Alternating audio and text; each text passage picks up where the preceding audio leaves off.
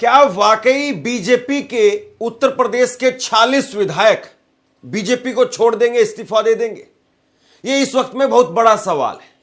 एक बैठक होती है लखनऊ के अंदर और उस बैठक में करीब 52 ब्राह्मण विधायक शामिल हुए और सबसे बड़ी बात यह है कि ये जो 52 ब्राह्मण विधायक थे इसमें अकेले बीजेपी के नहीं थे, दूसरी पार्टियों के विधायक भी इसमें शामिल हुए।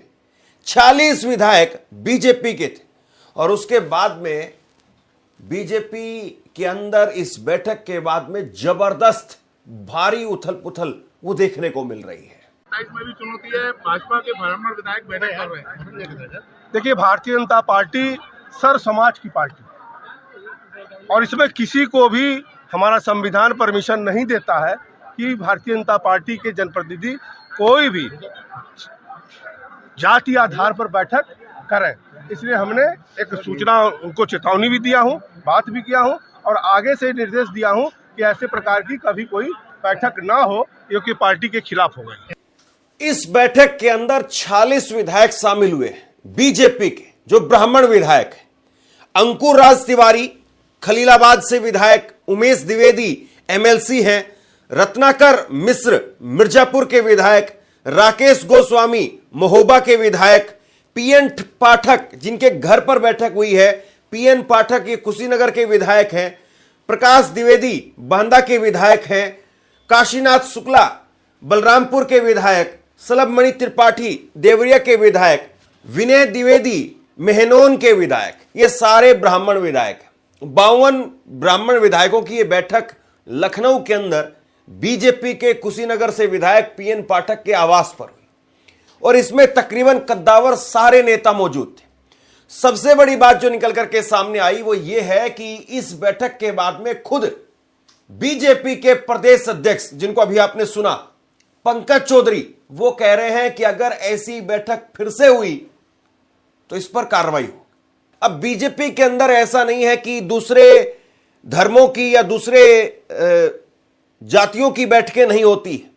बीजेपी के अंदर बाकायदा अलग अलग जातियों के, धर्मों के मोर्चे बने हुए, बीजेपी माइनॉरिटी मोर्चा, बीजेपी शेड्यूल ट्राइब्ड मोर्चा, बीजेपी अनुसूचित जाति मोर्चा, बीजेपी ओबीसी मोर्चा।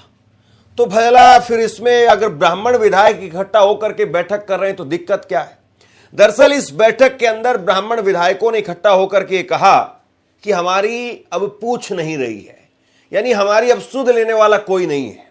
ना थानों में कोई सुनता है, ना बच्चे नौकरी लग रहे हैं, ना कहीं किसी तरीके से और दूसरे तरीके से ब्राह्मणों की कोई सुनने वाला नहीं है।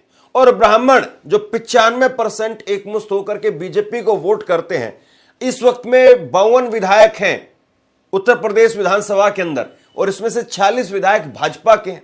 इसी से आप समझ जाइए, फिर भी बीजेपी ब्राह्मणों के बारे में पूछ नहीं रही है। और उसके उलट जो है वो पंकज चौधरी ने तो सीधे तौर पर यह कह दिया कि अगर ऐसी बैठक हुई तो इसको अनुशासनहीनता माना जाएगा। अब यह गजब हो गया। और यही बीजेपी के सांसद पंकज चौधरी, जो अभी नए नवेले अध्यक्ष बने हैं, ये खुद ट्वीट करते रहे। जरा आप अपनी स्क्रीन पर देखिए, इनके कई सारे ट्वीट वायरल हो रहे हैं और इन्होंने खुद ट्वीट करके कहा था, ये ट्वीट आप देखिए, 18 नवंबर 2024 का ट्वीट है, जिसमें भारतीय कुर्मी महासभा देवरिया, उसके राष्ट्रीय एकता पखवाड़े के अंदर ये शामिल हुए। ये खुद इस बारे में जानकारी दे रहे हैं और उस वक्त में कई सारी खबरें छपी और उन खबरों को भी इन्होंने खुद साझा किया। इसके बाद में दूसरा इनका एक और ट्वीट देखिए, ये ट्वीट है 23 अक्टूबर 2021 का और इसमें खुद कह रहे हैं कि आज इनके दिल्ली आवास पर कुर्मी क्षत्रिय महासभा के सदस्यों से शिष्टाचार भेंट हुई। तो ये खुद मिलते हैं तब कोई दिक्कत नहीं है, दूसरे मिलते हैं तो दिक्कत है। और इसी को लेकर के जो है वो उफान उत्तर प्रदेश में दिखाई दे रहा है। शिवपाल यादव समाजवादी पार्टी के बड़े नेता हैं, उन्होंने कह दिया कि अगर आपका अपमान हो रहा है, जितने भी ब्राह्मण समाज के लोग हैं जो बीजेपी में दुखी हैं, वो समाजवादी पार्टी में आ जाए, हम उनको सम्मान देंगे। देखिए, आप लोगों के बारे ही पता चलाता है, पिछले सत्र में भी किसी वर्ग की मीटिंग बुलाई गई थी और फिर बुलाई गई है। तो ये भारतीय जनता पार्टी के लोग जात में बांटते हैं। हम तो कहेंगे ब्राह्मण समाज की अगर मीटिंग हुई है, सब हमारे समाजवादी पार्टी में आए, सबको सम्मान मिले। अब कितने बीजेपी के विधायक टूट करके आएंगे नहीं आएंगे तो वक्त बताएगा, लेकिन इस वक्त में राजनीति जोरों पर है, और केवल राजनीति ही जोरों पर नहीं है। सबसे बड़ी बात ये देखिए, आप जो पत्रकार हैं, चित्रा त्रिपाठी का ट्वीट देखिए। चित्रा त्रिपाठी ब्राह्मण है खुद, और वो ट्वीट करके कह रही है कि बीजेपी जाति की राजनीति नहीं करती है। यूपी बीजेपी के अध्यक्ष इस बात को कह रहे हैं, और उन्होंने 2 नीचे ट्वीट लगाए। यानी चित्रा त्रिपाठी, उनको भी इस बात का बुरा लग रहा है कि ब्राह्मणों को एक्शन लेने की बात क्यों कह रहे हैं, कि ब्राह्मणों के ऊपर एक्शन लिया जाएगा, ये बात बीजेपी के अध्यक्ष क्यों कह रहे हैं, जबकि खुद इस प्रकार की जातीय बैठ के मीटिंगें करते रहे। तो सवाल तो वाकई जो है वो उत्तर प्रदेश की राजनीति में इस वक्त में बहुत जोर शोर से पूछा जा रहा है कि भाई इसका मतलब क्या है। जरा आप अपनी स्क्रीन पर ये ग्राफिक देखिए। ब्राह्मण उत्तर प्रदेश के अंदर तकरीबन 7% है, और 7% ब्राह्मणों में से तकरीबन 89% यानी 90% वो बीजेपी को वोट करते हैं, 6% समाजवादी पार्टी को वोट करते हैं। राजपूत 7% है, तो एक मुश्त 87% बीजेपी को वोट करते हैं, 7% सपा को वोट करते हैं। वैसे बनिए यानी 83% बनिए वो बीजेपी को वोट करते हैं, सिर्फ 12% सपा को वोट करते हैं। सवर्ण जातियां बाकी की जो 2% और लगा लीजिए, वो भी 80% के आसपास बीजेपी को वोट करती है। यादव 11% है उत्तर प्रदेश के अंदर, 54% वो बीजेपी को वोट करते हैं, 33% सपा को वोट करते हैं। जाट 2% है, 12% वो बीजेपी को वोट करते हैं और 83% सपा को वोट करते हैं। कुर्मी 5% है, 66 और 25 का रेशियो है। कोयरी, मौर्या और कुशवाहा सैनी वो 64% बीजेपी की तरफ, 22% सपा की तरफ है। केवट, कश्यप, मल्लार, निषाद वो 63% बीजेपी की तरफ है और 28% सपा की तरफ है। फिर उसके बाद में अन्य ओबीसी जातियां 16% जिनकी गिनती है, वो 66% बीजेपी की तरफ जाती हैं, 23% सपा की तरफ जाती हैं। जाटव 12% है, 21% बीजेपी की तरफ, 9% सपा की तरफ, और 65% एक मुश्त वो जाती हैं बीएसपी के अंदर। ये बड़ा रोचक है। इसके बाद में अन्य जो बाकी जो जातियां बच गई वो 8%, उसमें से 41% बीजेपी की तरफ और 23% सपा की तरफ। मुसलमान जो कि 19% है, उसमें से 8% बीजेपी की तरफ और 80% वो समाजवादी पार्टी की तरफ है, 6% के आसपास सपा की तरफ है। ये CSDS का सर्वे है। तो ये कुल मिलाकर के सर्वे जो है वो बीजेपी के लिए कम से कम खतरे की घंटी है। अगर 7% ब्राह्मण वो बीजेपी की तरफ एक मुश्त जा रहा है, 90% के आसपास वोट कर रहा है। सबसे ज्यादा अगर किसी भी समुदाय, किसी भी जाति धर्म को अगर आप देखें, सबसे ज्यादा 90% अगर वोट करने वाला कोई किसी की तरफ है तो बीजेपी की तरफ ब्राह्मण है जो 90% वोट करता है। लेकिन उसके बावजूद अगर उसकी नहीं सुनी जा रही है, उसके विधायक ये कह रहे हैं कि कहीं हम किसी सरकारी कार्यालय में जाते हैं, हमारी नहीं सुनी जा रही, हमारे लोग जाते हैं उनकी नहीं सुनी जा रही, हमारे बच्चों को नौकरी नहीं मिल रही है, अगर वो नाराज हैं, और अगर उसमें से 30-40% और टूट गए, आज जो 90% है वो अगर घट करके 40 पर आ गए, तो फिर बताइए कि बीजेपी को कितना बड़ा नुकसान हो जाएगा। या 50 ब्राह्मणों का एक होना गलत बात है, तो फिर भारतीय जनता पार्टी में पिछड़ा मोर्चा क्यों बनाया गया है? अनुसूचित जात, अनुसूचित जनजात मोर्चा क्यों बनाया गया है भारतीय जनता पार्टी में? भारतीय जनता पार्टी में अल्पसंख्यक मोर्चा क्यों बनाया गया है?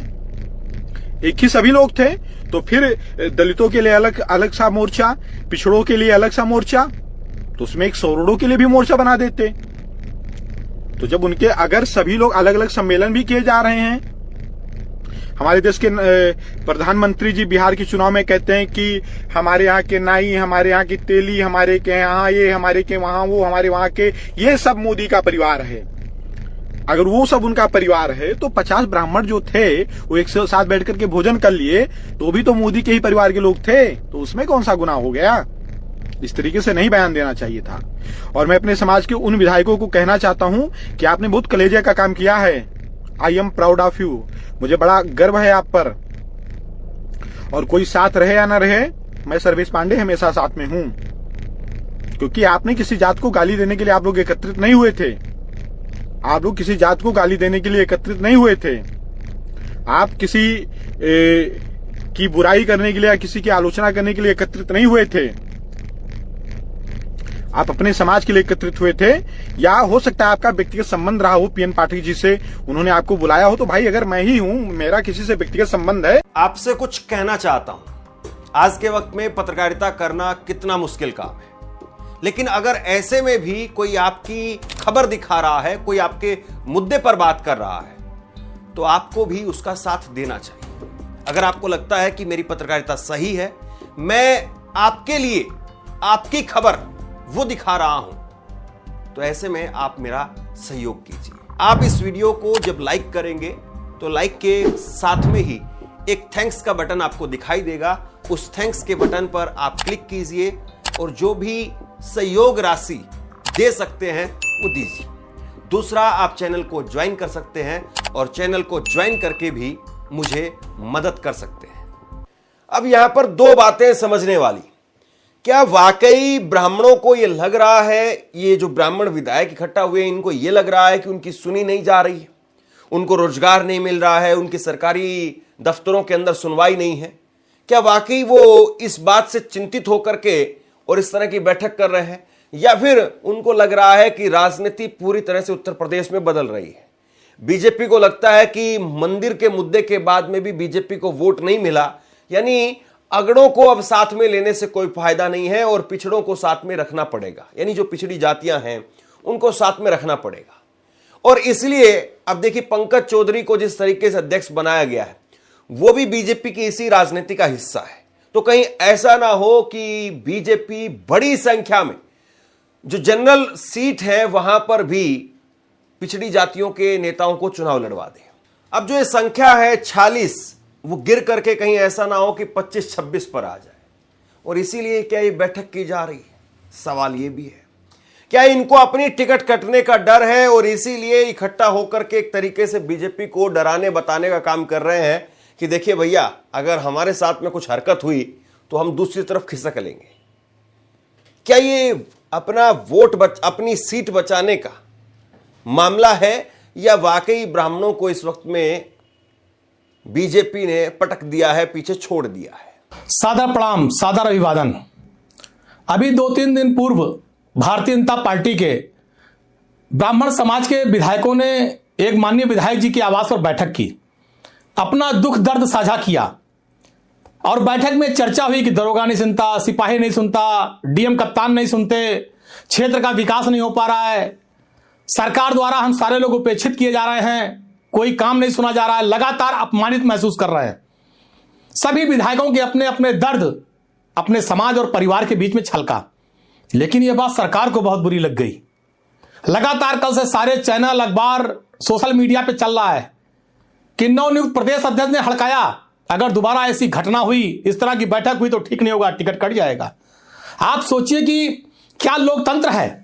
भारतीय जनता पार्टी की सरकार में ब्राह्मण समाज के विधायक अपने दुख दर्द को साझा नहीं कर सकते, अपनी बात नहीं कर सकते, अपनी पीड़ा और वेदना अपने परिवार में बोल नहीं सकते।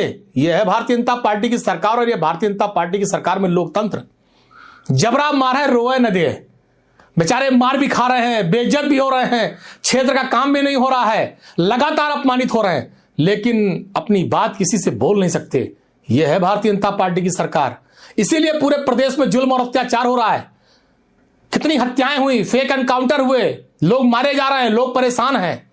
और जो आज ये ब्राह्मण विधायकों के साथ जो दशा और दुर्दशा, ऊपर से हड़काए भी जा रहे हैं, पार्टी द्वारा, सरकार द्वारा डराया धमकाया जा रहा है कि अगर दोबारा इस तरह का कृत्य किया गया तो टिकट कट जाएगा, दोबारा टिकट नहीं मिलेगा। ये बहुत ही दुर्भाग्यपूर्ण बात है। इससे दुर्भाग्यपूर्ण आजादी के इतने वर्षों के बाद हमारे समाज के लिए दूसरा नहीं हो सकता कि हम एक दूसरे का दर्द नहीं बांट सकते, अपनी बात नहीं कर सकते। अगर माननीय विधायकों, आपके अंदर जरा भी स्वाभिमान सम्मान जिंदा हो तो उठो, खड़े हो, अपने हक और अधिकार के लिए लड़ो और बोलो।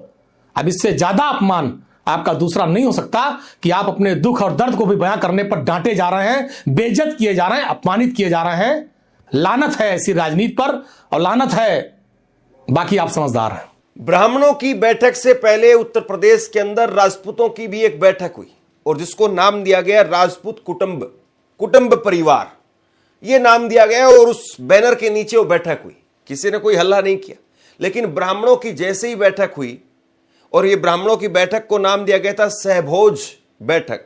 कहा गया कि इस बैठक के अंदर लिट्टी चोखा और फल फ्रूट रखे गए थे खाने के लिए। लेकिन इस बैठक की चर्चा दिल्ली से लेकर के और लखनऊ तक के गलियारों में हो रही है। अब बीजेपी का ये कोई अंदरूनी टेस्ट है जिसके जरिए बीजेपी अपने ही पाले में चर्चा रखना चाहती है, या फिर ब्राह्मण जो इधर उधर जा रहा था उसको एक तरीके से डिस्टर्ब करके और नए सिरे से बीजेपी अपने पास में लाना चाहती है। सवाल यह है कि क्या अब बीजेपी के पास में ब्राह्मण भी नहीं है?